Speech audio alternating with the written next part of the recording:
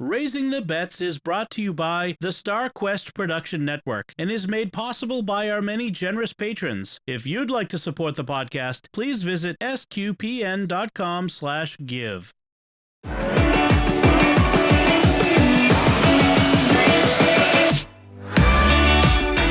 You're listening to Raising the Bets. We're a Catholic couple raising 5 kids outside of Boston. Join us as we share the joys and challenges of marriage, homeschool, and our adventures near and far as we make sense of the world and experience the best parts of our culture. I'm Don Bettinelli. And I'm Melanie Bettinelli. So, Melanie, I may have mentioned this before. This is what I have a terrible memory, so bear with me if I've mentioned this before. But the war in Ukraine, I realize it has a bit of a personal connection for me, which is that my mom's parents, my mom's father, to be specific, was, as I've always been told, a Russian Jew who came to this country before the Bolshevik Revolution at the beginning of the 20th century as a child, I think 12. His father was a rabbi, and they were escaping the pogroms to come to this country. But as I look into the little bits of information we actually have about him, which we don't have a lot of information about where he came from originally. We know that their ship sailed from Trieste. But we do know they came from the Odessa region, which would make them, maybe at the time, would have been considered Russian. Right. But that would make them Ukrainian, which I think is actually interesting. And as I've been reading about the various aspects of the war, there is a large historic Jewish community around the city of Odessa on the Black Sea. So I've actually kind of felt this affinity for the people of Ukraine beyond just sympathy for them as human beings. I just think it was kind of fascinating. And I was asking my mom about that today when I was talking to her on the phone for Mother's Day. And it was, I don't know, just kind of interesting to me, especially given that I was reading that article in the Globe today. I mentioned to you. Right. About the woman who's the museum director in Odessa who has escaped and is now in the Boston area, but has been coordinating this effort to save the cultural heritage of the Ukrainian people. Because a part of what the Russians want to do is destroy the Ukrainian heritage and because they're pretending that Ukrainians are just Russians by another, that are pretending to be something different. And so we must destroy all things uniquely Ukrainian.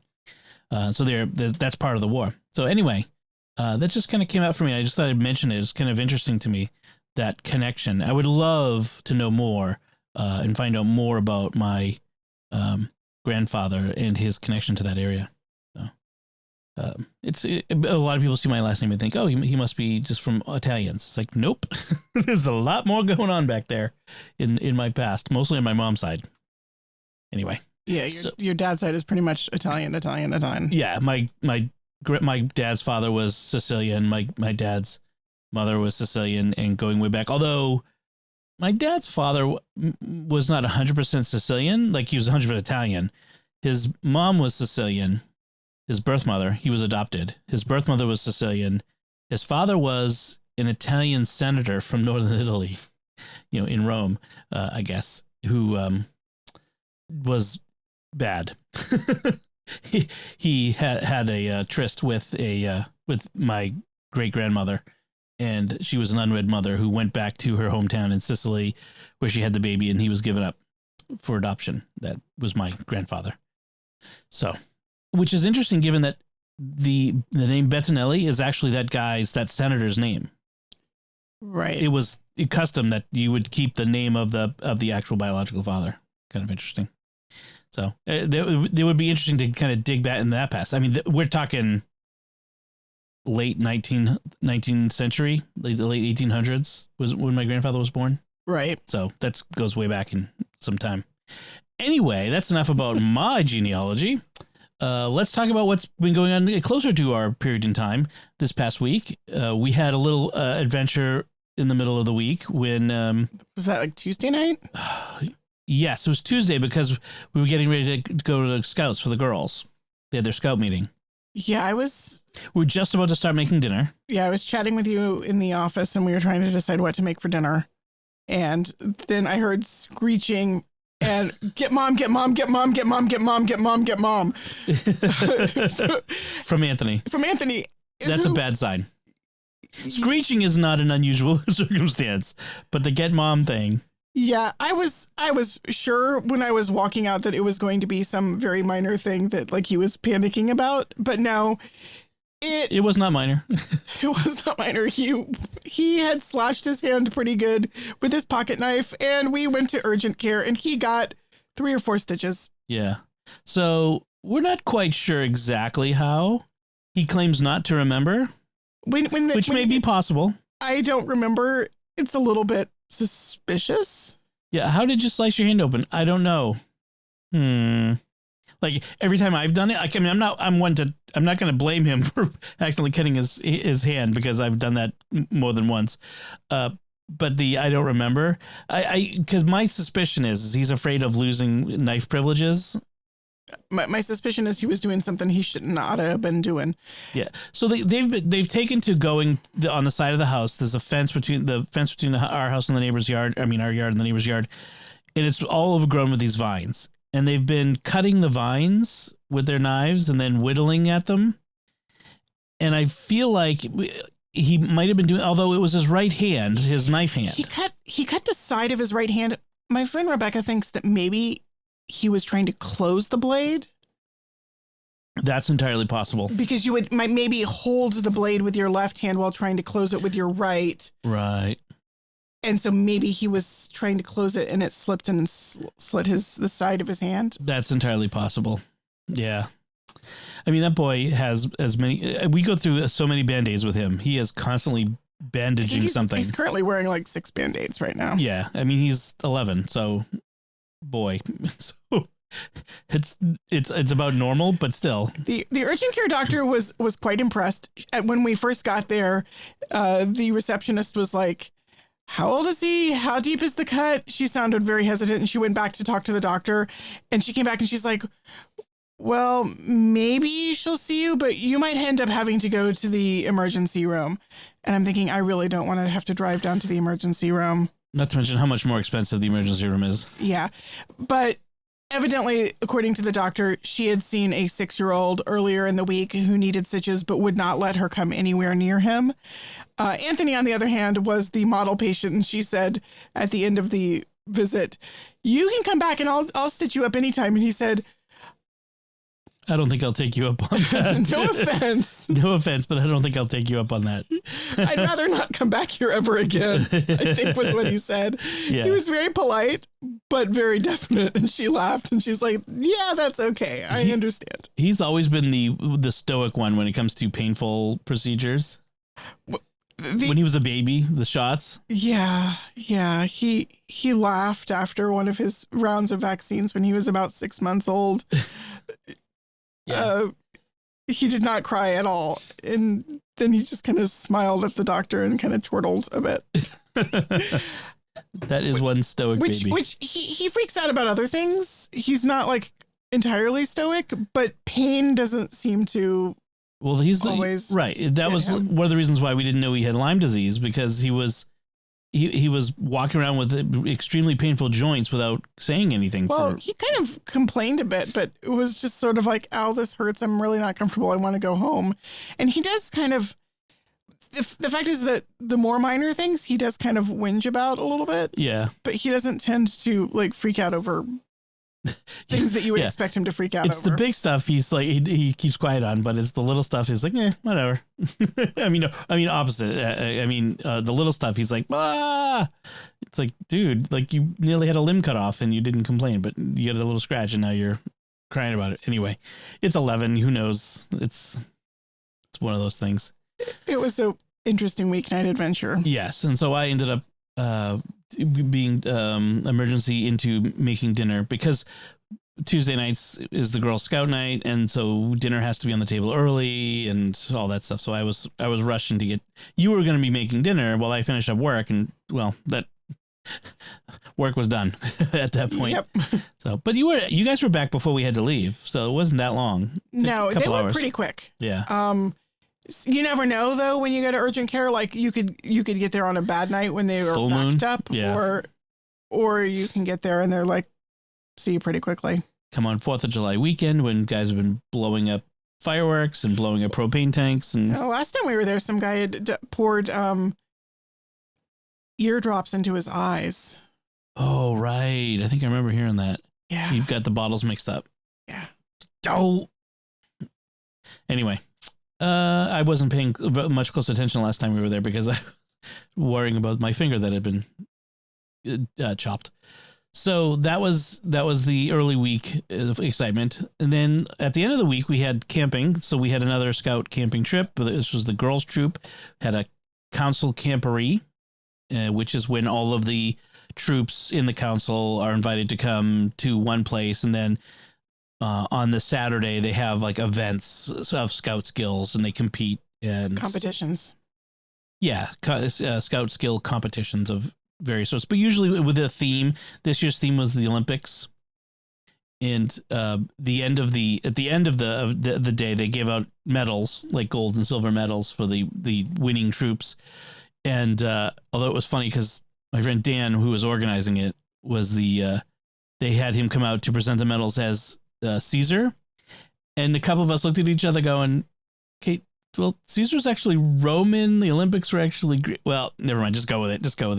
The Romans, I think, celebrated the Olympics. Did they have Olympic games? I did think they took it over from the Greeks. Oh, okay. Well, like most things. The Romans were very pro things that were Greek. Yeah, talk about cultural appropriation. Yeah, the much. Romans were all about that. They were totally all about appropriation. So we went down Friday night, set up. It was good, but it was cold. It was colder than I expected. The forecast said like 50 degrees, which is fairly warm. Like it's not like ice cold, like winter coats and that sort of thing. But I should have double checked that the girls had packed warmer clothing. That was the thing. I had my sweatshirt and a fleece, and I would have been okay with that. I gave them each. I mean, I put sweatpants and a sweatshirt in Sophie's bag. They needed. Well, Sophie was okay, but she was a little chilly at times. The problem was that there was wind. It was very windy. Right. I was packing the day before, and it was a nice, warm, sunny day. Mm-hmm. And I thought 50s that sounds nice and pleasantly cool. I wasn't thinking that sounds cold. Yeah. Pack more clothes. Right. I mean, it's just it's a New England thing. So because the winds were gusting up in the 30-mile-an-hour range. It was really windy. Yeah. We were lucky where we were because we could put our tents up against the tree line, which protected them from the worst of the wind. But we still were getting the wind, just physically ourselves. And it was too windy to have campfires. So there's no campfire all weekend, including the big Saturday night bonfire, which would have been fun, but also warm. So, and I had given my fleece to Bella because she didn't have anything. And so I was just a sweatshirt freezing. I ended up like hanging out in the van most of Saturday, just trying to get warm. And by Saturday night, it was like, okay, so all we have to look forward to now is to go to bed in a cold tent and try to stay warm. Because there's no campfire for our troop. There's no campfire for the camporee. So just hang out till we go to sleep, wake up in the morning. There was a miscommunication. So there was no breakfast for Sunday morning. So it was like, get up, break everything down and rush home to go to mass, or just go home and sleep in my own bed and get up and go to mass. I know what I'm going to do. So that's what we ended up doing, was cutting the camping short, which I hate to do because I want to, I want to go out camping as much as the girls do, but we were cold and there was no prospect for warmth, like with a campfire or anything like that. So it was like, man, what's the point? But they had fun nevertheless. It was a good time. It was more fun than their last camporee last fall, which we did in the midst of our giant plumbing disaster. And they were all stressed out then and tired, and it did not go well. And that particular event was not well organized. It was like a GPS event where they had to follow GPS coordinates to each new station that they were going to be working, doing a skill event. And the kids they just could not follow the GPS coordinates. It also meant that they were like zigzagging back and forth and back and forth and back and all forth. Over the camp. Yeah. All over the camp. And they just did so much walking. They were exhausted. And that's why Ben didn't go this weekend, because he was like, he was a little exhausted from last time. Last time was miserable. Why would I want to go again?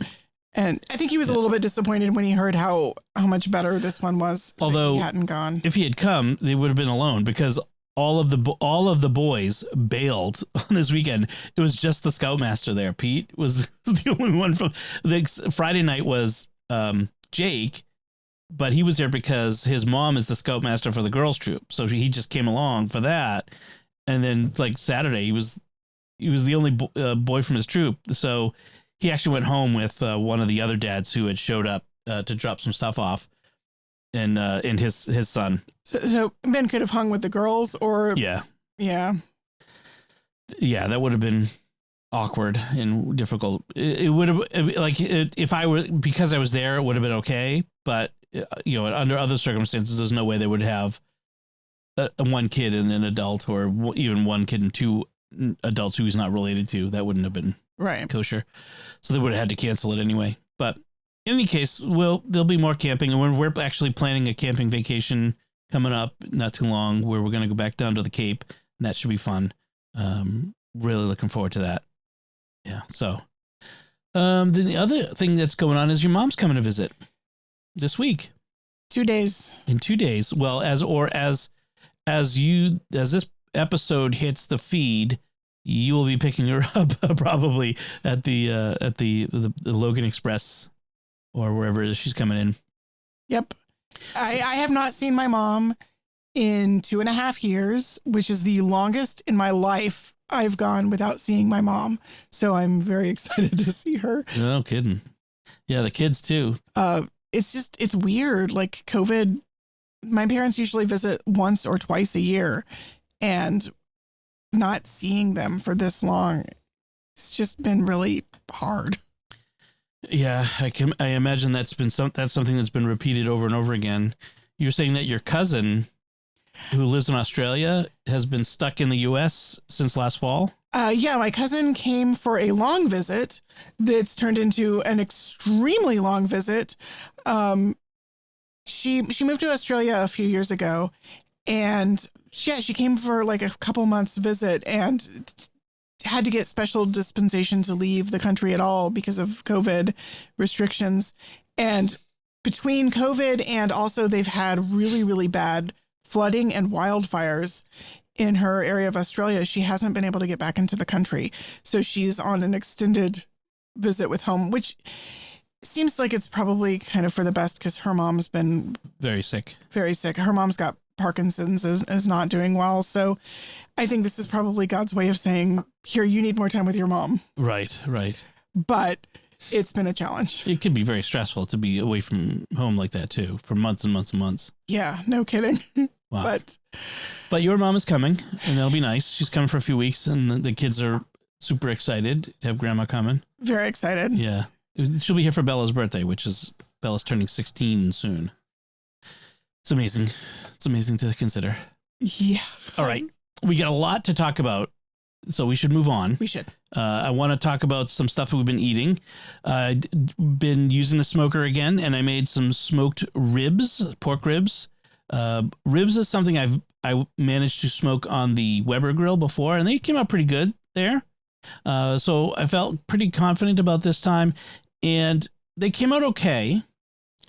I think I pulled them off too early. They weren't falling apart tender enough. Yeah, I don't necessarily like falling off the bone tender, like where you can't even pick it up and it just falls apart. But it needed to be a little more tender, a little more done. But I'm getting the hang of managing the fire and, keeping it within a certain range. And I've been watching lots and lots of YouTube videos about how to manage the fire in an offset smoker.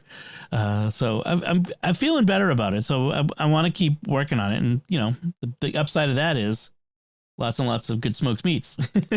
Right. One thing I want to try is smoking salmon, like to get a big thing of salmon and try cold smoking that. It would be interesting to try. Mm-hmm. Well, we like smoked fish in our house, so yeah. So I definitely want to try that. So that went pretty well, and I like the flavor. I used it as a rub. What is it? Meathead. The guy's name is Meathead. Let me see if I can find his name is Meathead. Yeah, it's not like literally his name, but he. I was gonna say that's a really unfortunate name. His parents named him Meathead. his dad was Archie Bunker. No, just kidding. What's his name? I have the recipe. So I'd seen the recipe somewhere. It's called Meathead's Memphis Dust Dry Rub Recipe, and it's a dry rub that's really for any kind. You can put on chicken, fish, vegetables. I mean, he says you can put it on anything, but it's really intended originally for ribs, and it makes a ton of it. And it's really good. I should mention some of the ingredients. So it's got brown sugar and white sugar. Okay. Paprika. So it makes a big bunch of it. So it's 3/4 cup of brown sugar, 3/4 cup of white sugar. So you get 1.5 cups of sugar to start with. Add another 1/2 cup of paprika, 1/4 cup of garlic powder, then 2 tablespoons each of black pepper, ginger powder, and onion powder, and then 2 teaspoons of rosemary powder, which you just make by grinding up in a spice grinder. And really, the rosemary powder really adds a really interesting. That's an unusual ingredient for barbecue. Oh yeah, but it adds a really interesting background herbal note that was fascinating and really good. I'm trying to find it. It's just Meathead. I'll Google it while we're talking.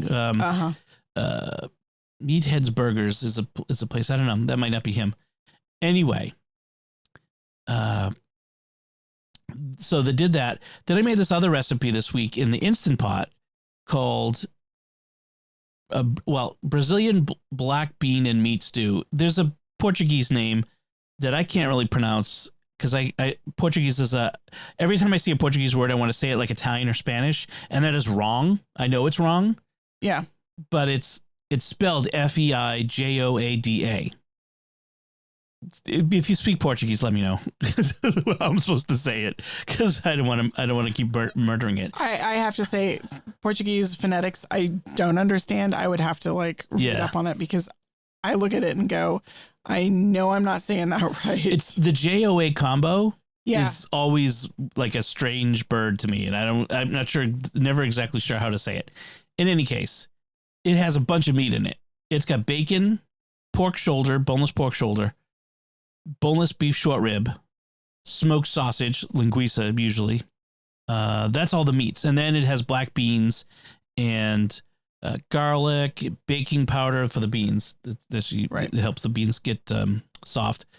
And onion and water and that sort of some bay leaves. And then you cook it in the pressure cooker for 40 minutes, and it came out really tender and good. And you serve it over rice, which was best. It was tasty. I think the kids wanted a little bit more something. Well, it could totally have taken some carrots and some other vegetables, especially root vegetables. I don't know. I don't think potato would have been right, but carrots would have been. Not with rice. No, but carrots would have been good. Even a bell pepper might have been okay. If not in the Instant Pot, if I'd cooked some bell pepper, fried them up in a pan and then added it to it, mixed it in at the end. Right. That could work. Yeah. Some other softer vegetables like that. That I think mushrooms would have been good. I think mushrooms would have been weird. Really? Yeah. Okay. Well, in any case, it reminded me a little bit of Cuban black beans and rice. Yeah. Beans and rice dishes are fairly common, but this had 4 different kinds of meat as well. Right. It was black beans and rice served with meat. It was. I really liked it. With the Tajín, I guess is the way you're supposed to pronounce it. Spice, which has it's like a lemony, limey. Limey red pepper. Sprinkle that and maybe some hot sauce on top of it. I mean, I like hot sauce, so that really added a lot of flavor. So I really enjoyed it. It wanted a little bit more flavor, like a condiment put on top that had some spice. Yes, I think totally having something to spoon over the top at the table would be good. I wonder if it would be good with a pico de gallo, some sort of thing. Yeah, I would totally eat that with bunches of pico heaped on top of it. Right. So. Tomato, red onion, cilantro, just a little bell pepper, jalapeno chopped up, and like a fresh salsa and just spooned on to serve. That would and some avocado on the side too. Yeah, that would totally transform that. Really give it a real big lift. I totally agree. Anyway, it was really good. I got the recipe from a website called dadcooksdinner.com. As he says in his aptly named, but as he says in his description, there's as many variations on this dish as there are, people who make it. So whatever you do is perfectly fine. Anyway, so Meathead is amazingribs.com. Meathead is, gosh, it doesn't even say his name. Meathead Goldwyn is his last name, Goldwyn. Dad was the first to call me Meathead after watching Archie Bunker. Now everyone calls me that. No offense taken. Okay, then. All right. So that it is an Archie Bunker reference. Archie Bunker reference. Yes, it's an Archie Bunker reference. You got that part right. I guess so. Anyway, he's kind of famous as like one of the big barbecue gurus out there. So you can check it out. And then let's see. So that's what we've been cooking. Yep. I should mention. So let's get into. We got a lot of stuff we've watched. so been busy. So let me go first. Let you go first. Ladies first was what I meant to say was. Right. You should have seen the look I just got. You've been talking for a while. I know. As I said that, I realized I've been talking for a while. I'll let you go. All right. So while you guys were camping, the kids and I, the two boys and Lucy, were home alone. So we did movies. They watched Encanto on Friday night, which I did not watch again with them. I actually kind of want to see it again, but I was just feeling like I needed some quiet, and putting them in a room with a movie and then going and sitting quietly in the other room sounded like a recipe for a nice evening. We also had some ice cream. But then on Saturday night, we watched The Emperor's New Groove, which I had never seen before, and which is a very weird movie that feels almost more Looney Tunes than Disney. Like there's a lot of goofy laugh out loud stuff, and it's kind of thin on plot. I don't know. I might have seen Emperor's New Groove, but I don't really recall it. I know I've seen clips from it. If you saw it, it was before we were married. Okay. Like you might have seen it with nieces and nephews. That would have been the thing. Or yeah, maybe. But it's also before streaming, so I would have had to have sought it out. So probably not. I had never seen it before. It was fun. I laughed. Now I get some references that people make all the time. I had no idea where they came from. And the kids were okay. Ben was really rooting for watching Luca, which Anthony and Lucy had seen while he was camping one time. And Anthony did not want to watch Luca again. Lucy would have been fine watching it again, but so I don't know. What do you do when your kids just like absolutely can't agree on a movie, but one kid really wants to see it and the other kids haven't? Like, do I sit him down sometime and like let him watch it by himself? So they've all seen Luca except Anthony? No. Anthony and Lucy saw Luca. Oh. Ben hadn't seen it. Oh, I see. Anthony didn't want to rewatch it. That's interesting. You didn't want to rewatch it. Yeah. He really wanted to watch an action film. He said he wanted something with lots of fighting. Did we mention that he's 11? I just don't know what to watch. Like, I'm like a Marvel movie. He's like, well, they're not like necessarily a Marvel movie, just something with lots of action. Like Indiana Jones, like Raiders of the Lost Ark, that sort of thing. Right. He didn't have a specific movie that he wanted to watch, which is why he didn't end up getting his way, because Ben and Lucy both had definite ideas. Okay. Anyway, I also watched, after they were in bed, I watched most of season 6 of Shetland. With the captions on, because no one can understand that. No captions. I love the Scottish accents. It's like a foreign language. It's awesome. I mean, the scenery is gorgeous. It's absolutely beautiful. And that's like half the reason to watch the show. And the Scottish accents are the other half the reason to watch the show. Uh-huh. No, but really, I actually really like the characters. The main character is a detective, Jimmy Perez. Not Perez, but Perez. Right. A very British pronunciation of a Spanish name. And he's a widower with a by season 6, his daughter's grown up. In the first few seasons, she's a teen, and she's his stepdaughter, but he and his wife had custody because her birth father was a flake. But then after his wife dies, he and the birth father sort of co-parent the daughter. Okay. So it's kind of weird, like these two bachelor guys who don't kind of like each other and don't really have a connection, except that they have this daughter in common.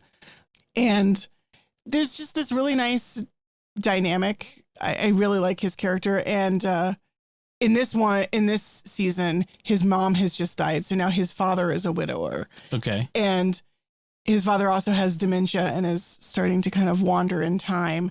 And so he's sort of dealing with his grief over his mother, his father's losing it. And of course, they've got murders to solve. And a murderer from a previous season who they had sent away for life has decided to come back to the island. She's got cancer and wants to die at home, and was allowed sort of not leave.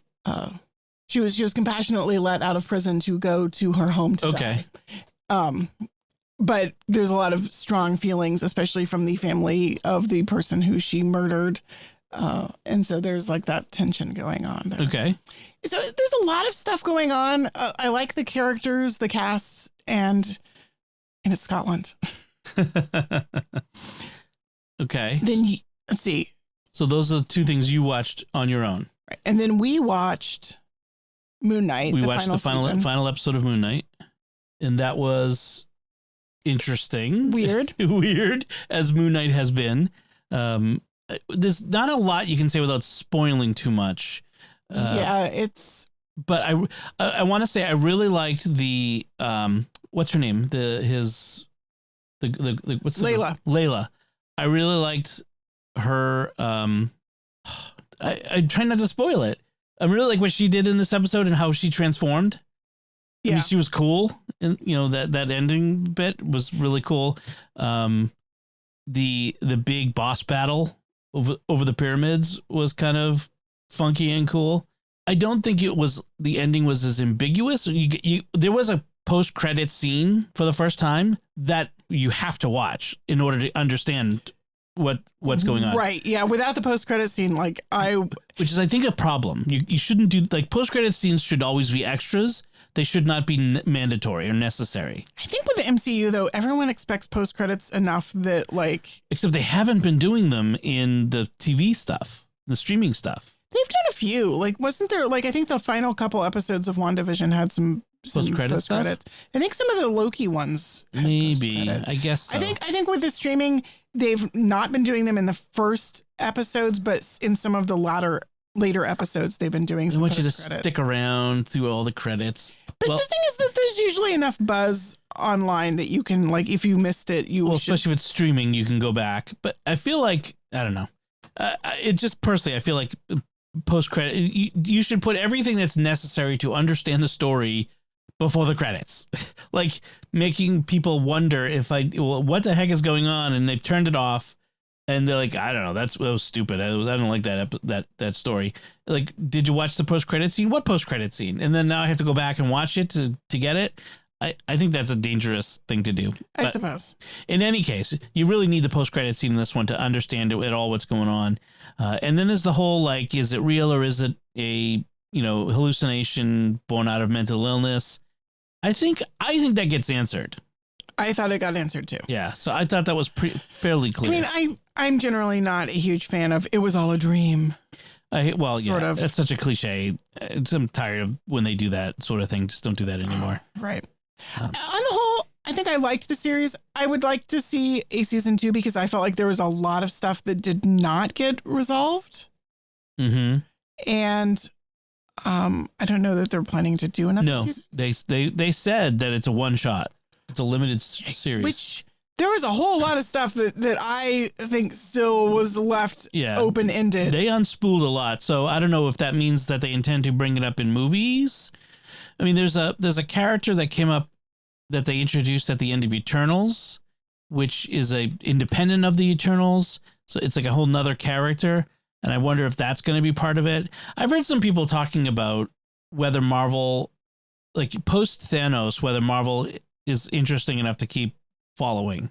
That I understand that. I've enjoyed the short seasons, the streaming stuff so far. Yeah. Moon Knight was the most out there because it was a character who we not had seen at all before, and is disconnected from everything else. Right. There was no connection, no tie-ins anywhere in the series to anything else that MCU has done so far, which was disconcerting. Like, I kept feeling like, is this really Marvel? Is this really MCU? Like, is it just kind of a standalone thing? It's kind of like Eternals, which is also fairly standalone, and I think my least favorite of what's been done. I didn't even watch that. Yeah, it feels very disconnected, and I don't know. It just, we talked about that when I watched it, right?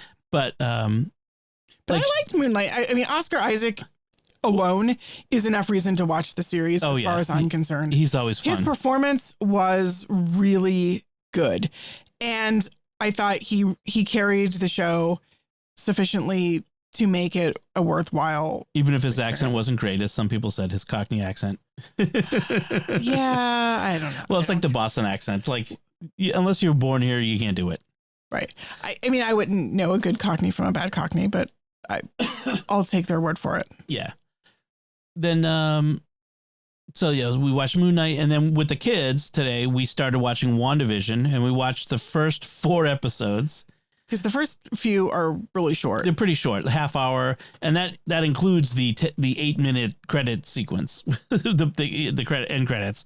So they are fairly short episodes. And they get the last 2 are much longer. Yeah. So you really actually the first 4 form a unit because they take you through the first few, which is like, what's going on? Why are we in a 50s sitcom, a 60s sitcom, a 70s sitcom? And then in the 4th episode, it reveals what's going on behind everything. We interrupt this program as the title of the episode, and right, it is totally like we're out of the sitcom universe. Yeah, and we see what's going on outside of the town of Westview and how it all started. So I think that makes it doesn't leave the kids confused when we end there. And so next week when we watch probably the last 2, right? At least. Because I forget how long those 2 episodes are. I think they might have to be broken up into 2 different weeks. Okay, like which one and then the other. Yeah. Yeah, because we get we're not in a rush because after WandaVision then we watch Falcon and Winter Soldier. That'll come next, and then Loki after that. So it'll be interesting to see how they like these streaming series. They did definitely spend the first couple of episodes going, "What on earth is going on? I do not know what this is about." I had to bite my tongue a few times as they were like speculating on things. Which is, I think, the proper attitude towards WandaVision. It is a quirky show. Yeah. But I really like it. Rewatching it, this is my first time rewatching it and seeing all the clues. And there's a dark thread running through those first 3 episodes. Like when the Hearts are at dinner, that first episode. Stop it. At first, you think she's saying to her husband, "Stop messing around, pretending you're choking," but she's really talking to Wanda.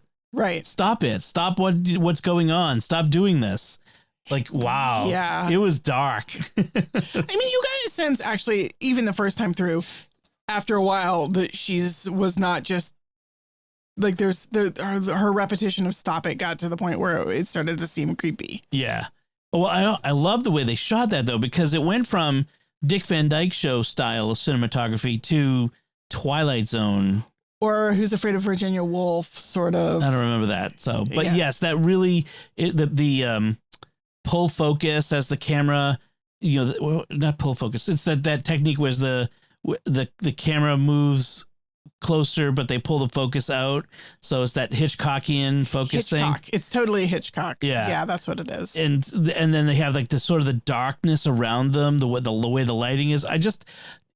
Those first few episodes especially were brilliantly shot, just brilliant. Like the way that everything was done in the original style. Like if this was a 50 sitcom, we've done all the special effects are practical as much as they could, practical effects, just everything about it was like it would have been. I thought it was a fantastic series. Still, I think my favorite of all of the streaming so far. I think it might be. It's a close tie between that and Falcon and Winter Soldier for me. Yeah, because that was pretty good.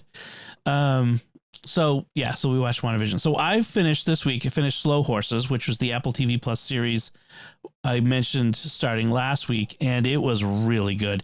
I have to say, one of the knocks against Apple TV Plus in the beginning was like, oh, that just doesn't have enough content. Like, look at Netflix; it has tons of stuff, but Apple has really come on with a lot of good content. They just returned with their second season of their series called Tehran, about an Israeli Mossad deep cover agent in Tehran on the run from the Iranian secret police.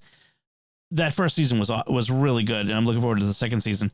But Slow Horses was really good, and I'm looking forward to the second season of that. Gary Oldman, there's just something about the character he plays that he's just so gross and kind of creepy, and yet I do like Gary Oldman, but yet there's something about him where it's like he's not a bad guy, and then there's this whole like there's a twist.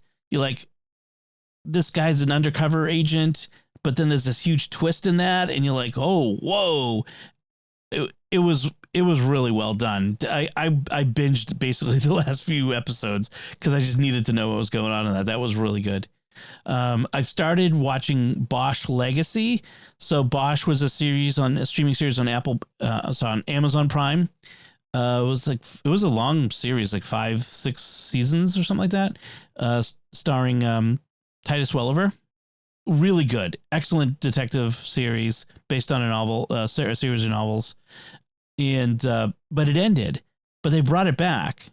And like it's Bosch Legacy. Now he's retired. He's a private eye. His daughter has become a cop. She's a rookie cop. And it's kind of interesting. I was like, this is really just like, as I'm watching it, this is basically Bosch season 8 or whatever it was, like another season of Bosch. I'm kind of curious why they've decided to go this route. It doesn't have all of the cops from the station that it was there before. I mean, they've really changed the cast of characters apart from him and his daughter, and that's probably why. Because they didn't want people to think that it was just going to be more of the same continuation. It might also be a contractual thing. Could be. Yeah, but it's good so far. I'm really enjoying it. I think it's a great character. I think the character of Harry Bosch is really good, a real throwback kind of cop detective, and I've been enjoying it. It's been good. So Bosch Legacy, and then I've been watching Longmire, which is another police thing. I watch a lot of police stuff, but he's a sheriff in Wyoming. I was wanting to say Montana, but Wyoming, and there's this one episode. His county that he's sheriff of also connects with a Cherokee Reservation, which if you don't know, they have their own police force. They have their own tribal police, and so they're separate jurisdictions. They're a sovereign nation. Right. So there was an episode recently where it turned on this whole idea of somebody had been sterilizing the Native American girls. Ooh. And so it was this one Native American guy who they thought was a suspect for killing this doctor. He was kind of talking about how this sterilization was a policy.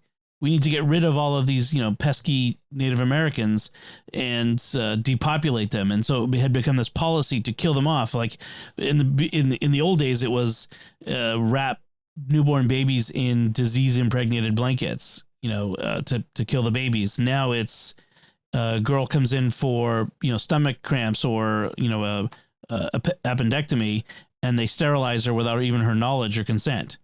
And that became a pivotal part of it. But I was like, wow, it was this pro-life thing. Like the babies are important to our culture, to our identity, to our civilization, our society. We need more babies, and you're taking away our babies. And how dare you strike at our mothers at the very heart of who we are and our identity. I thought it was fascinating to see. Now, it clearly wasn't a regular pro-life message, but it was definitely a kind of pro-life message. It wasn't like, oh, we're against, Roe v. Wade. But it was still, if you think about it at all for more than a minute, you realize that it is a pro-life message. So I thought it was really cool to see that in a regular TV show. And so that's all the watching we did. You've got a couple of books you want to mention, though. Right. You haven't been reading? I'm still working my way through the last Expanse novel. Right. I'll talk about that once I finish. I'm about halfway through. So, okay, I finished reading The Fugitives by Mariel Trevor, which is one of her Luxembourg series of historical romance. Mm-hmm. Which is really interesting because they're all set, at least partly, in the country of Luxembourg, which, I mean, what do you know about Luxembourg? Right. And it's at the time of the French Revolution. And so this plot revolves around the French revolutionaries invading Luxembourg. And the series, I think it's like 6 or 7 books, follows one family through multiple generations. So this is about 3 or 4 books into the series. And the characters who, like the heroine of this book is actually British. Uh-huh. And she's an orphan who's living with an aunt and uncle who want her to marry this guy who she's not interested in marrying. So she runs away with the help of her brother who's in the army. Okay. And they run away to the aunt in Luxembourg, and she's British, but she married a Luxembourg count.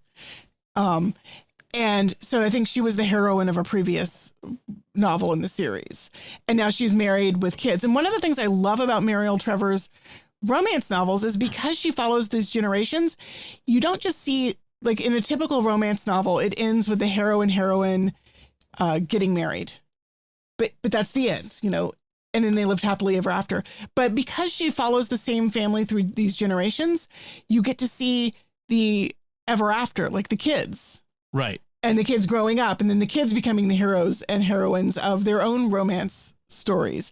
And it's very, I don't know, there's very long, complicated genealogies. So she runs away to Luxembourg. She's there when the French start to invade. And so she then has to flee back to England. And she's meanwhile fallen in love with her aunt's stepson. Okay. Who's the current count because her aunt's a widow. And but then they're separated for like 2 years because of the war. And she thinks he's forgotten her because he didn't write. She didn't know that he was in prison. And then eventually he comes to England as a poor immigrant, like he's lost control of his fortune and his lands. And he's just trying to make ends meet and support his family by selling pianos. Okay. And there's a plot line about like everybody thought that he had given up the castle with a bunch of immigrants to the French. Mm-hmm. It wasn't him, but everybody was thinking that he was a traitor.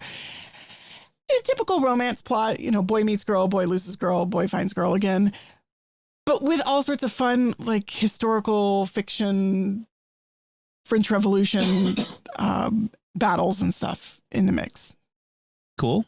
I think the next book in the series follows her brother, who also falls in love with a Luxembourg girl. But Mariel Trevor is Catholic, and there's not a whole lot of historical romances written from the Catholic perspective. And so, I mean, curiously enough, the aunt who married the Luxembourger, well, they're Catholic. And so she converted, she was Anglican, and she became Catholic. And so in the course of the novel, they go to mass, and she even like prays a little bit. And I think in some of the novels, there's more like more explicit stuff about people going to confession and going to mass and Eucharistic adoration and that sort of thing. But it's kind of interesting to see, like, it's the kind of thing I would have really loved as a teen or young woman when I was, starting to read some more romantic plots, to actually have characters who looked like me. Right. Who were Catholic. Right. Because when I was growing up, like, other than like saint stories that were explicitly Catholic, it felt like all of the heroes and heroines of the books that I read were Protestant. Or nothing. Or nothing. Yeah. And so just seeing, I still get a little bit of a thrill seeing like characters going to mass in a novel just as an incidental thing. Right. And that, yeah, it is kind of fun. Like just that, like that being Catholic is just a normal part of life, not a special, we have to make a big deal out of it. It's just part of who they are. right. Just, well, yeah, we're going to, and then they have a feast because it's the stepson's name day. And so that they have a big celebration and all the peasants who live on the land come out and celebrate and dance and feast. I mean, it's kind of weird, but I felt the same way watching the Godfather movies. Yeah. Like, I know that they're big hypocrites because they're murderers and whatever, Right. and, and crime lords. But it's like, oh, it's the Catholic faith. Like people are having a first communion. The Catholic culture. Yeah, the culture is there. Right. Because we grew up especially me growing up in Texas, I grew up in a largely Protestant culture and my family were kind of weirdo Catholics. Right. I went to Catholic school, but then when I went to high school, most of my classmates weren't Catholic. And so Southern Baptists. lots of Southern Baptists. And then there was a big Jewish community in my school too. Like a lot of my friends were Jewish. But yeah, so still seeing those representations in literature is kind of fun. Mariel Trevor's sort of the Catholic Georgette Hare. Okay, which doesn't mean anything to me. But For those in our audience who actually read romance novels, yes, this is my plug for you. That's for you folks, not for me. And then I'm also reading, I just started Diane Duane's, it's a spinoff from her Young Wizard series. She has a series about cats who are wizards. And this one's called Take It to the Queen. No, To See the Queen. To Visit the Queen. To Visit the Queen. To Visit the Queen. From the nursery rhyme. Right. Pussycat, pussycat, where have you been? I've been to London to visit the Queen. So the cat wizards. Where have you been? Get a rhyme. Ha. So the cat wizards from New York, who were the heroes of her first of the two cat novels, which was called Book of Night with Moon, have to go to London to track down a time travel paradox problem. Okay. And it turns out that there's been a timeline split and they have to figure out what happened. But basically there's an alternate universe where Queen Victoria was actually assassinated, and it's very Victorian steampunk. They've got nuclear weapons and cars and stuff, but it's 1875. So it's kind of her cool cat wizard steampunk book. I'm really enjoying it. Cat wizard steampunk book. That's quite a. However, this one is definitely not for kids. Okay. The cats are adult, mature cats, and they do adult, mature cat. They talk about adult, mature cat things. Yes. And being cats, they do not have human sexual ethics. Let's just say that. Yes. They do the stray cat strut. They have a very different sense of how society works because they're felines. What was that Alexander Hamilton line about the tomcat? Yeah. There's interesting, the main point of view character is actually a spayed female cat. But she's observing a lot of her coworkers who are not. It's very weird to think about. I really like what Diane Duane does. She creates this very feline society and a feline language, and they have a very different view of the humans who they live with. And so they're actual cats. They're not like humanoid cats. No, they are like. It's not like the movie / play cats. No. So like in the Young Wizards book, it's sort of there's a magical society of wizards that non-magical people don't know about living among us. Sure. Right. Like most of the wizard stories. Right. Like most wizard stories. But there's also some cats, just like some humans are wizards, some cats are wizards and have wizarding powers. And there's the same sort of mission as the human wizards to do good, to fight evil. Safeguard the universe. Right. And the cats actually have a particular magical affinity for the gates, which they use to travel from one place to another. Yep. So the cats are the managers of the gates because the gates are like sort of string theory. Like they're composed of these strings and the cats like Cat's Cradle with the strings that operate the gates. Sure. It's kind of cool. Yeah, I'll buy that. But so yeah, like the main character's human. She lived with 2 humans. Her owner actually died in the previous book, and she's now left with owner's boyfriend or partner, who's they're both grieving the death of her human. And so it's very interesting sort of what do cats think about humans' point of view. Interesting. I may have mentioned before, like for me, Diane Duane will always be the Star Trek novelist who wrote Wounded Sky, which was one of the best Star Trek novels ever. Very unique. Very unique. I just said it. A unique look at Star Trek that took advantage of the fact that if you're writing Star Trek, you can do off the wall wacky things that you couldn't do on TV, at least back in the 80s when she wrote it. So it was, very good novel, but I recommend it. So that's all the stuff we've been watching and reading, which is a lot. I also have things to say about Star Trek Strange New Worlds and Star Trek Picard, the 2 series that are on Paramount Plus, but you'll have to listen to Secrets of Star Trek for my thoughts on that. Right. So let's talk about some Catholic things. And we went to Mass today, which is Mother's Day, but it's also the week before our parish has First Communions. And our parish has a custom, I don't know if other parishes maybe do the same, where they have special blessing for the kids and their parents preparing for First Communion. They do it the week before, and they give them a cross, and then the priest will bless them, and then the parents will bless them as well. So that was cute. We had Father Willie Raymond, who was there helping out in our parish again, and he did that. He seemed to enjoy doing that.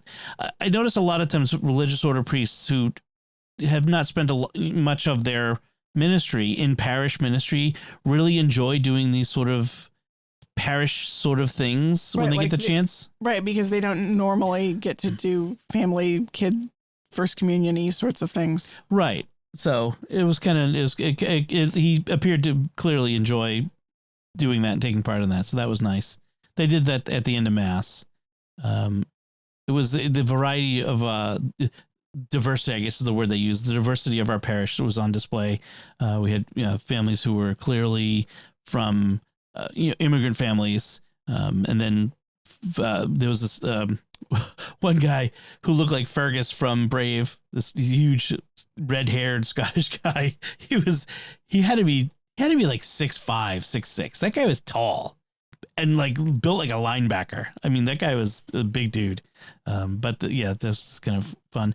The other thing I noticed was a lot of parishes people don't go up to communion if they're not going to receive. But in ours, a lot of people go up to get a blessing. And the common thing is if you're going to go up and you're not going to receive communion, you cross your hands over your chest and you just kind of lay your hands kind of like in the Egyptian Pharaoh style. I always did it sort of one hand on each shoulder when I was a kid. Flat. Yeah, just flat on your shoulders. Although I noticed like a lot of little kids when they come up, they're totally doing Wakanda Forever. I can almost hear them say it, but they don't say it. But like they get the fists and they just the hands go up. That reminds me of the story about the woman working at the Renaissance Fair. Do you remember that one? It was online. Vaguely. It was so I read it somewhere on social media. So it was a woman who, at Renaissance fairs, they often have people portraying like royalty, like kings or queens. And then they have like Princess Academy sort of things where. Right. Bella and Sophie did that once. Right. Yeah. And so she was the queen or the princess. And she had all the little girls coming in and doing like chatting with her and photo op and stuff. And she would ask, the little girls, "Oh, are you a princess? And where are you a princess of?" And this little African-American girl came in and she said, "Oh, are you a princess?" And the girl kind of nodded and she's like, "Where are you a princess of? Are you France or Spain?" And the little girl kept going, looking at her like, "No, what are you talking about, lady?" And then she finally like stopped a minute, thought and said, "Are you a princess of Wakanda?" And the little girl's eyes absolutely lit up, and she did the Wakanda Forever salute. And the woman who was the Renaissance Fair, the princess did the Wakanda Forever salute back to her, and like she totally made the little girl's day. But also the little girl kind of made her day. Like this is cool. There is like a African princess for little girls to emulate. Yes. Which, I mean, it's one of the things I really love about the Black Panther movies. Like, they're awesome just on their own, but it's also really cool that that they have a role model, and you could have a worse role model than Chadwick Boseman, that's for sure. I mean, or his sister, the actress Shuri. who plays Shuri is she's fabulous. Yeah. I love Shuri, and she's like science geek and a princess, right, and a warrior, right. Yeah, she's pretty cool. And I like to think that Chadwick Boseman's up there somewhere, smiling down on the kids who've taken this identity on the Wakanda forever.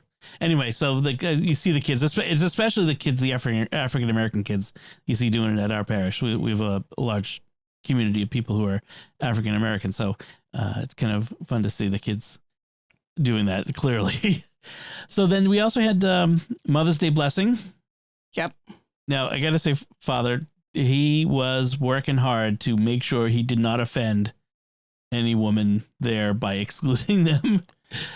This is the fraught nature, the fraught nature of the Mother's Day blessing. There are women like you, Melanie, who have kids who are with them in the pew, and there are grandmothers there as well with their kids. And then there are women who don't have children. There are religious women who never married, women who've been unable to bring a baby to term. There's all kinds of women there who are not biological moms, or who are biological moms of babies that never survived. Right. Like our friend Leah, who had 6 miscarriages before she had a baby who made it to term. And some women have multiple miscarriages and never carry a baby to term. Right. They're moms, but it's a heartache kind of motherhood where you don't have any children that anybody can see, and maybe you don't want to talk about it. Right. You don't want to have attention called to it. However, I kind of wish that priests would just do a general blessing for all moms without having anybody stand up. Oh, the standing thing is the thing that gets me. Right.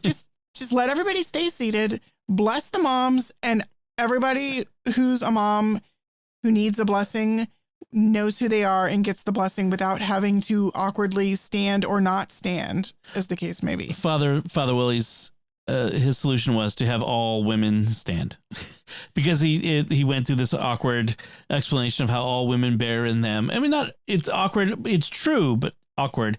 All women bear in them the feminine genius they bear within them.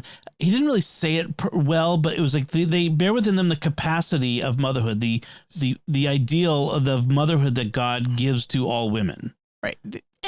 And all women are called, I mean, he did say it this well, all women are called to spiritual motherhood. Yes. Whether you've born children or not, to nurture, to bring life to other people is a particular feminine genius. Right. But I just don't, while that's true, I'm not sure Mother's Day is the best time to really try to dive into that, because women who don't have children who really want them, I know a lot of women who just don't go to church on Mother's Day at all because it's just awkward and painful and it opens up wounds. And I just think that maybe it's something we shouldn't be doing.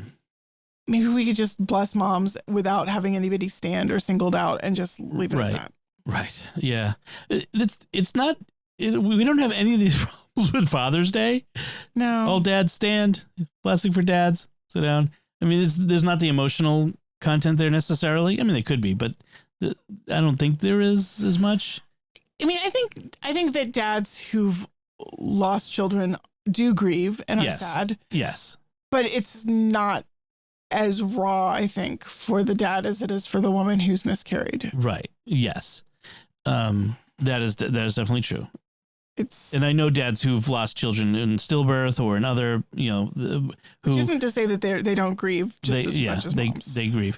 But I think I agree with you. I think we should just do don't make anybody stand. Just do a general blessing for moms or dads and leave it at that and move on from there. So apart from that, the Deacon Bob gave a homily and on the Good Shepherd. That was the readings this week. And you paid closer attention than I did, I have to admit. Yeah, he started off talking. I kind of missed what he was going with this, but he talked about, like, are we afraid to die? And sort of looking forward to heaven. And he tied that in with the Good Shepherd. Jesus is the shepherd who leads us into our heavenly homeland, I think. Mm-hmm. But I really liked, he really focused on the idea that the sheep hear the shepherd's voice and recognize him. He kind of said, you know, how do we recognize Jesus's voice when we haven't, like, physically heard his voice? Like, we were not alive 2,000 years ago when he was wandering around in Galilee and Judea and Jerusalem. But there's something in us which recognizes him when he calls us. And right. I like that. I mean, I love the Good Shepherd and the Good Shepherd imagery. Jesus is the shepherd. It's just, to modify a bit, I think there's something in us that recognizes Jesus' voice when he calls us, if we are preparing ourselves, if we're seeking him out, if we're in prayer, in the sacraments, right. in grace. He was kind of talking about that, like the need to seek him out so that when he calls us, we can hear him. I know my sheep and mine know me, but we know him when he calls us, because we are open. We are seeking him out. Because we are his sheep. Because we are his sheep. Yeah. Yeah. I mean, the gospel is a very brief gospel, you know, it's 3 verses, but it's, you know, my sheep hear my voice. I know them. They follow me. I give them eternal life, and they shall never perish. No one can take them out of my hand. My Father has given to them to me is greater than all, and no one can take them out of the Father's hand. The Father and I are one. And that's a pretty bold statement there, by the way. There's the Father and I are one. Boom. Lays down the law. Right. The people who say that Jesus never claimed to be God, that was something that was, you know, tacked on later. Yeah. That's not. If it was tacked on later, it was tacked on pretty thoroughly in lots and lots of places, because Jesus says things like that all the time. Yeah. About being one with the Father, about no one has seen the Father unless he's seen me. And if you've seen me, you've seen the Father. Mm-hmm. That's pretty clear. He was not just like some holy man who wanted people to love God. He claimed to be God. He was either who he was or a madman.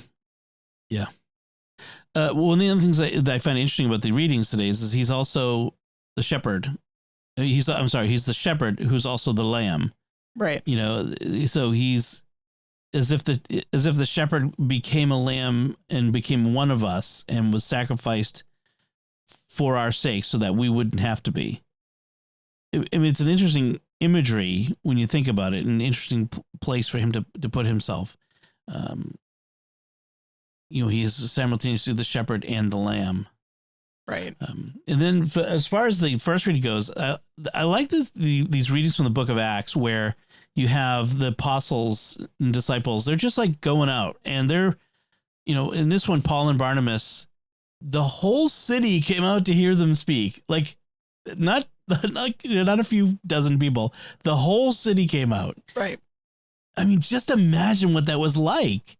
Those early days of the church where people were converting by the hundreds and thousands and becoming Christians. It's just amazing to me. Of course, not everybody in this reading converts. No. The Jews incited the women of prominence who were worshipers and the leading men of the city and stirred up a persecution against Paul and Barnabas. Isn't that kind of interesting? I thought it was very interesting that it starts off with the women of prominence. Mm-hmm. Like, if you want to spread information, you go to the important women. Well, think of how often it is the women that Jesus talks to in the Gospels who spread the good news. You know, the woman at the well is the key to converting that city. She went and told everyone. Right. You know, that women were a vital part of society. They were vital to communicating faith in society, and the Bible recognizes that. The accusation of the Bible being in Christianity being anti-woman is just doesn't hold up for a second if you look at all at the scripture. But yeah, so kind of interesting. A few disconnected thoughts, I guess, from me on the gospel readings, on the readings for Mass. But it is getting late. I didn't get a lot of sleep this weekend, so I'm on fumes here. So let's wrap that up then. Before we go, we want to take a moment to thank our patrons who make it possible for us to create Raising the Bets, including Michael H., Eric W., Timothy V., Lewis M., and Adam H. Their generous donations at sqpn.com/give make it possible for us to continue raising the bets in all the shows at StarQuest, and you can join them by visiting sqpn.com/give. You can find links from our discussion in our show notes at sqpn.com/bets. That's BETTS. You can send your feedback at the SQPN Facebook page, facebook.com/StarQuestMedia. Send an email to bets@sqpn.com or visit the StarQuest Discord community at sqpn.com/Discord. We'd love to have a review from you at Apple Podcasts. We don't get many reviews for our show on Apple Podcasts. This is an opportunity for your review to stand out. So if you give us a nice 5-star review there, we would really appreciate it. And also share the podcast with others you think would enjoy it. That helps us grow and reach more listeners. Until next time, I'm Dom Bettinelli. And I'm Melanie Bettinelli. Thank you for listening to Raising the Bets on StarQuest.